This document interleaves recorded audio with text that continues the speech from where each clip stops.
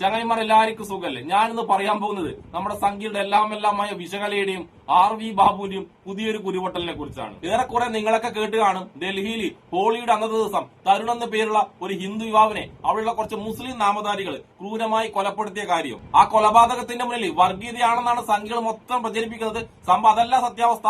ആ സത്യാവസ്ഥ എന്താണെന്ന് ഞാൻ കുറച്ച് കഴിഞ്ഞിട്ട് പറയാം. എന്തായാലും അതിനു മുന്നേ ഈ സംഭവത്തിൽ നമ്മൾ വിശകലക്കും RV ബാബുവിനും എങ്ങനെയാണ് ഏത് ലെവലിലാണ് കുരുവട്ടിയെന്ന് നമുക്കൊന്ന് കണ്ടിട്ട് വന്നാലോ. നമ്മുടെ വിശകലമാടുണ്ടല്ലോ, ആ കുരുവട്ടലിന്റെ ഇടക്ക് ഒരു പച്ചക്കള്ളവും ഒരു പച്ചക്കള്ളക്കഥയും കൂടി അതിനിടക്ക് ഉണ്ടാക്കുന്നുണ്ട് കേട്ടോ. നമുക്കെന്താ നമ്മളെ വിശകലമാടം ഈ സംഭവത്തിനെ ഏത് രീതിയിൽ ഏത് പച്ചക്കള്ളത്തിലൂടെ അവതരിപ്പിച്ചെന്ന് ഒന്ന് കണ്ടിട്ട് വന്നാലോ.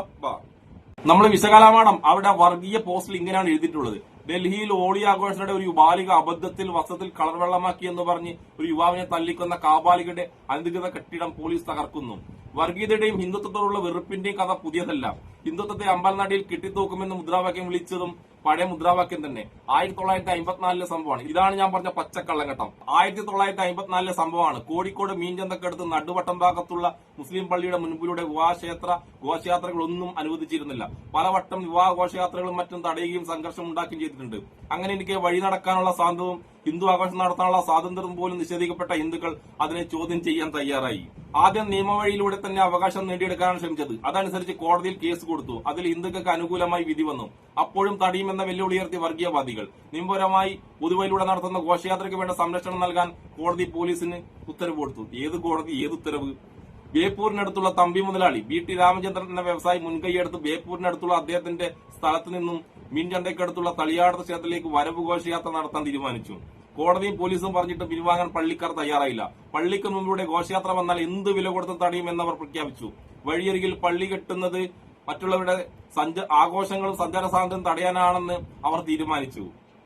തമ്പി മുതലാളിയുടെ നേതൃത്വത്തിൽ ഹിന്ദുക്കളെല്ലാവരും കൂടി സംഘടിച്ച് തളിയാടത്തെ ക്ഷേത്രത്തിലേക്ക് ഘോഷയാത്ര പുറപ്പെട്ടു. നടുവട്ടം പള്ളിയുടെ സമീപെത്തിയപ്പോൾ മുസ്ലിങ്ങൾ കല്ലേറ് തുടങ്ങി.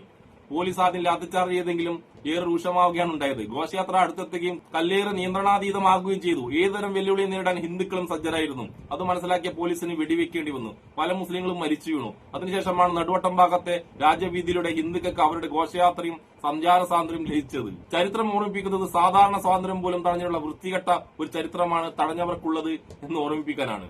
അത് മാറ്റിയെടുത്തത് ആരുടെയും സൗജന്യം കൊണ്ടല്ല, മതസൗഹാർദ്ദം കൊണ്ടുമല്ല, സംഘടിതമായി ഹിന്ദു സമൂഹത്തിന്റെ ആത്മവിശ്വാസവും പ്രവർത്തനവും കൊണ്ടാണ്. സംശയമുള്ളവർ കോഴിക്കോട് നടുവട്ടം ഭാഗത്തുള്ള മുതിർന്ന പൗരന്മാരോട് അന്വേഷിക്കുക. ഏകപക്ഷീയമായ മതേതരത്വവും സൗഹാർദ്ദവും ഉണ്ടാവുക സാധ്യമല്ല. അത് വേണമെന്നുണ്ടെങ്കിൽ എല്ലാവരും തങ്ങളുടേതായ മര്യാദയും മാന്യതയും പാലിക്കേണ്ടതുണ്ട്. ഇതാണ് നമ്മളെ വിശകലമാടം അവിടെ പോസ്റ്റ് ഇട്ട വർഗീയ പച്ച കള്ള പോസ്റ്റ്. ഈ വർഗീയ സംഘിണി പറഞ്ഞ പോലത്തെ ഈ കഥയുണ്ടല്ല, കോഴിക്കോടോ ബേപ്പൂരോ ഉള്ള ഒരാൾക്ക് പോലും അറിയില്ല. അവിടെയുള്ളവർക്ക് അറിയാതെ പിന്നെ ഈ കഥ ആർക്കാണ് വിശകല, ആർക്കാണ് അറിയാൻ പറ്റുക? എന്നാ പിന്നെ പച്ച കള്ളമാണ് എഴുതുന്നതെന്ന് നിങ്ങൾക്കെങ്കിലും കൃത്യമായിട്ട് അറിയില്ല വിശകല. അപ്പോഴത് അത് കോഴിക്കോട് നിന്ന് മാറ്റിയിട്ട് വല്ല യു പിയോ ഗുജറാത്തോ എന്ന് പേര് മാറ്റിക്കൂടായിരുന്നു. അങ്ങനെയായിരുന്നെങ്കിൽ ഒന്നുമില്ലെങ്കിൽ നിങ്ങളുടെ സംഘികളെങ്കിലും ഈ പച്ചക്കള്ളം വിശ്വസിക്കുമായിരുന്നല്ലോ. ഏതാണ് നമുക്ക് വിശകലക്കുള്ള മറുപടി കൊടുക്കുക. അതിനു മുന്നേ നമ്മുടെ സംഘികളുടെ എല്ലാമായ വേറൊരാളുണ്ടല്ലോ, RV ബാബു, നമ്മുടെ വിശ്വ ഹിന്ദു പരിഷത്തിന്റെ നേതാവ് RV ബാബു. മൂപ്പർക്ക് എങ്ങനെയാണ് കുരുപൊട്ടിയെന്നും കൂടി കണ്ടിട്ട് വന്നാലോ. ഒരു ഇത്തിരി ഹോളി വെള്ളം ഒരു മുസ്ലിമിന്റെ ദേഹത്ത് വീണാൽ ഇസ്ലാം മതം ആകെ തകർന്നു വീഴുമോ? മതവിശ്വാസത്തിന് ഭംഗം വരുമോ? ഒരു ജനകീയ ആഘോഷത്തെ വെറുപ്പ് വിദ്വേഷവും കലർന്ന മനോഭാവത്തോടെ കാണുന്ന മതവിശ്വാസം സമാധാനത്തിന് ഭീഷണി തന്നെയാണ്. ഡൽഹിയിൽ തരുൺ എന്ന ഈ ദളിത് യുവാവ് ക്രൂരമായി കൊല്ലപ്പെട്ടത് ഒരു ചെറിയ കുട്ടിയുടെ കയ്യിൽ നിന്ന് അബദ്ധത്തിൽ വാട്ടർ ബലൂൺ പൊട്ടിയ വെള്ളം ഒരു മുസ്ലിം സ്ത്രീയുടെ ദേഹത്ത് വീണതിന്റെ പ്രതികാരമായാണ്.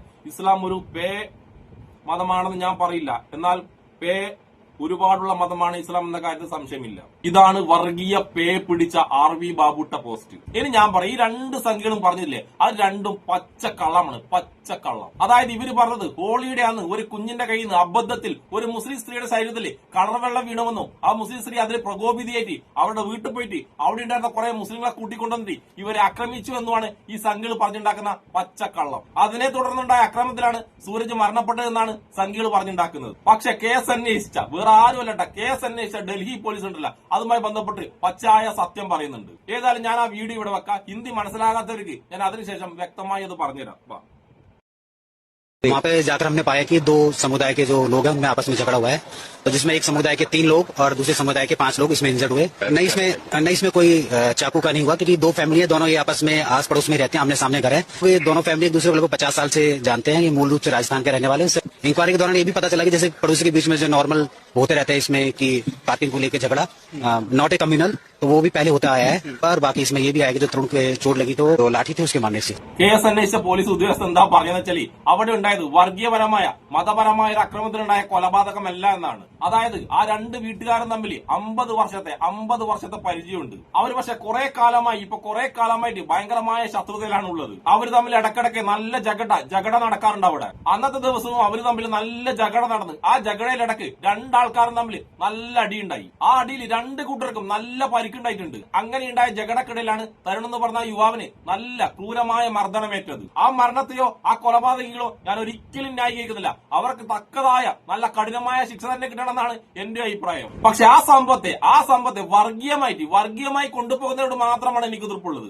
അതായത് ഒരു കൊച്ചുകുട്ടി ഒരു മുസ്ലിം സ്ത്രീയുടെ ശരീരത്തിൽ കുറച്ച് കളറിട്ട് ആ കളറിട്ടതിന്റെ ഭാഗമായിട്ടാണ് ഇത്രയും വലിയ അക്രമം ഉണ്ടായെന്ന് പറഞ്ഞ പച്ചക്കള്ളൂലെ, അത്തരം പച്ചക്കള്ളം പറഞ്ഞ ആർവി ബാബുവിന് വിശകലിയുടെ ഉദ്ദേശം ഉണ്ടല്ല, വർഗീയ ഉദ്ദേശം, അത് പൊളിക്കലാണ് എന്റെ ഉദ്ദേശം. കാരണം ചില സമയങ്ങളിലല്ല ഉത്തരേന്ത്യയിലെ സംഖ്യകളെയും കാട്ടി വർഗീയവാദികളാണ് നമ്മൾ ഈ വിശകലിയും ആർവി ബാബുവും പ്രതീഷ് വിശ്വനാഥൊക്കെ ഉണ്ടല്ല, ഇത്തരം ആൾക്കാർ. സത്യത്തിൽ ഉത്തരേന്ത്യ സംഖ്യകളിലെ അവര് വരെയുണ്ടല്ല ഇവരെ മുന്നിൽ തോറ്റുപോകും. ഇനി നമുക്ക് വളരെ അബദ്ധത്തിൽ നടന്ന ഈ സംഭവത്തെ പൊക്കിപ്പിടിച്ചു വന്ന ആർവി ബാബുവിനും വിശകലൊക്കെ ഉണ്ടല്ല ഉത്തരേന്ത്യയിൽ സ്ഥിരമായി നടക്കുന്ന കുറച്ച് കാര്യങ്ങൾ കാണിച്ചു കൊടുത്താലോ? അതും ഈ കഴിഞ്ഞ ഒരാഴ്ചക്കുള്ളിൽ മാത്രം നടന്ന കുറച്ച് കാര്യങ്ങൾ കേൾപ്പിച്ചു കൊടുക്കാം.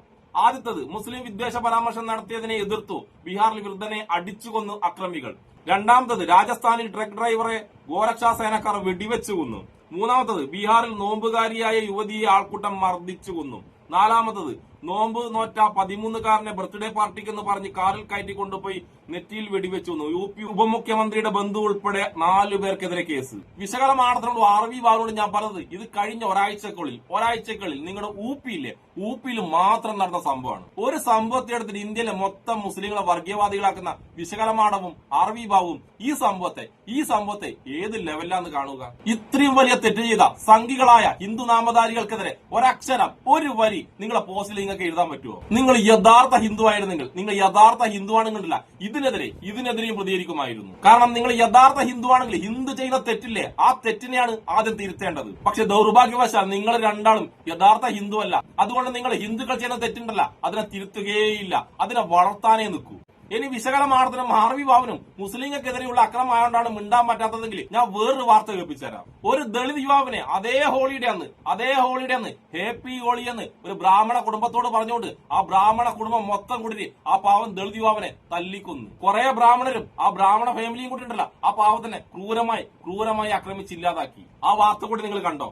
ബ്രാഹ്മണർക്ക് ഹോളി ആശംസ നേർന്നു എന്നാരോപിച്ച് ദളിത് യുവാവിനെ കുത്തിക്കൊന്ന കുടുംബം ഭരണഘടനയ്ക്ക് മുകളിലാണോ ബ്രാഹ്മണരെന്ന് കുടുംബം ചോദിക്കുന്നു. ഇതിന് മറുപടി പറയേണ്ടത്, ആ പാവപ്പെട്ട ദളിത് കുടുംബത്തോട് മറുപടി പറയേണ്ടത് നിങ്ങളെപ്പോലുള്ള വിശകലയും ആർവി ബാബുവിനെയും പോലത്തെ വിശ്വ ഹിന്ദു പരിഷത്തിന്റെ നേതാക്കന്മാരാണ്. നിങ്ങൾ ഒരക്ഷരം ഉരിയാടുമോ ഇതിനെതിരെ? ആ ബ്രാഹ്മണ ഫാമിലിക്കെതിരെ, ആ ബ്രാഹ്മണർക്കെതിരെ ഒരക്ഷരം നിങ്ങൾ ആരെങ്കിലും മിണ്ടുമോ? നിങ്ങൾ ഉണ്ട ഉരിയാടും അവർക്കെതിരെ. ബ്രാഹ്മണർക്കെതിരെ ഒരക്ഷരം മിണ്ടാൻ വേണ്ടി നിങ്ങളൊക്കെ ഉണ്ടല്ല, നിങ്ങളൊക്കെ മുട്ട് വിറക്കും. കാരണം നിങ്ങളൊക്കെ യഥാർത്ഥത്തിൽ ഹിന്ദുക്കളായിട്ട് കാണുന്നത് ബ്രാഹ്മണരെയാണ്. ആ ബ്രാഹ്മണർക്കെതിരെ നിങ്ങൾ എങ്ങനെ സംസാരിക്കും? ദളിതരെയും മറ്റുള്ള ജാതിക്കാരെ നിങ്ങൾ കാണുന്നത് ബ്രാഹ്മണരുടെ അടിമകളായിട്ട് മാത്രമാണ്. അപ്പോ അത്തരം അടിമകൾക്കെതിരെ, ബ്രാഹ്മണരെ കാണിക്കുന്ന ഈ ക്രൂരതക്കെതിരെ നിങ്ങൾ എങ്ങനെ മിണ്ടും? നിങ്ങൾക്കൊന്നും മിണ്ടാൻ പറ്റില്ല. കാരണം ഉണ്ടല്ല, നിങ്ങളൊക്കെ ആഗ്രഹിക്കുന്നത് അങ്ങനെയുള്ള ഒരു ഹിന്ദു രാഷ്ട്രമാണ്. ഇതൊന്നും അറിയാതെ, ഇതൊന്നും മനസ്സിലാകാത്ത, ബോധവും വിവരമില്ലാത്ത കുറച്ച് ദളിതരെങ്കിലും നിങ്ങൾ പറഞ്ഞ പൊട്ടത്തരം ഉണ്ടല്ല, നിങ്ങൾ പറഞ്ഞ ഹിന്ദു രാഷ്ട്രം ഉണ്ടല്ല, അതിനുവേണ്ടി നിങ്ങളുടെ കൂടെ തന്നെ കൂടിയിട്ട് നിങ്ങളൊപ്പം പ്രവർത്തിക്കുന്നുണ്ട്. അതാണ് ഇതിൽ ഏറ്റവും വലിയ കോമഡി. അവരോടൊക്കെ എനിക്ക് പറയാനുള്ളത്, കണ്ടാ പഠിക്കാത്തവരുണ്ടല്ല, കൊണ്ടാൽ പഠിച്ചോളൂ. അതുകൊണ്ട് വിശകലമാർദ്ദനോടും ആർവി ബാബുവിനോടും ഒന്നേ എനിക്ക് പറയാനുള്ളൂ, നിങ്ങൾ കൊണ്ടുവന്ന ഈ കഥയുണ്ടല്ല, ഈ പച്ച കള്ളക്കഥയും ഈ കഥയും ഒത്തില്ല, കേരളത്തിൽ ഒത്തില്ല. ഈ കഥ ഉത്തരേന്ത്യ തന്നെ പൊളിഞ്ഞു പോയ കഥയാണ്. ആ കഥ എടുത്തുകൊണ്ടുണ്ട്, ആ പൊളിഞ്ഞ കഥ എടുത്തുകൊണ്ടുണ്ട് കേരളത്തിൽ വർഗീയത ഉണ്ടാക്കാൻ നിങ്ങളുടെ ശ്രമം ഉണ്ടല്ല, ഭയങ്കരമായി പോയിട്ടാ, ഭയങ്കരം തന്നെ. അപ്പൊ ഒരു പാവം ദളിതനെ കുറെ ബ്രാഹ്മണരെ കൂടി ആക്രമിച്ച് കൊലപ്പെടുത്തിയെന്ന വാർത്ത കേട്ടപ്പോ ശബ്ദവും കാഴ്ചയും നിലച്ചുപോയ വിശകലമാണത്തിനും ആർവി ബാബുവിനും പിന്നെ ഇഷ്ടപ്പെടുന്ന എല്ലാവർക്കും എന്റെ ഒരു നല്ല സുലാൻ.